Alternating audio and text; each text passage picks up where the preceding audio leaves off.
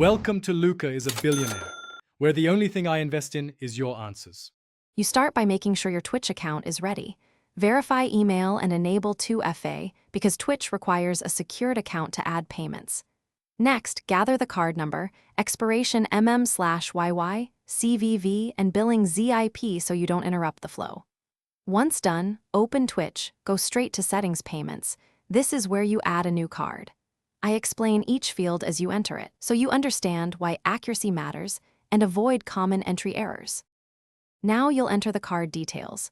Type the full card number, the expiration as MM/YY, and the CVV. Use the exact billing address on file with your bank because mismatches cause declines.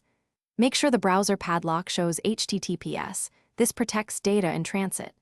After hitting save, Twitch may run a small authorization. It's temporary and often reversed.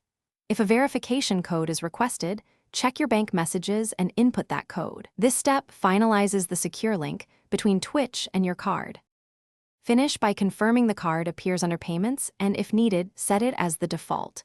You'll want to test with a small purchase or subscription. This proves everything works. If the card is declined, first recheck the billing address, available funds, and any card limits. Banks may block unfamiliar charges. Make sure your 2FA and account details match. If problems persist, contact your bank with the authorization reference. Then open a Twitch support ticket with that same reference so both sides can resolve it quickly. Thanks for watching and please subscribe. It's the best investment you'll ever make.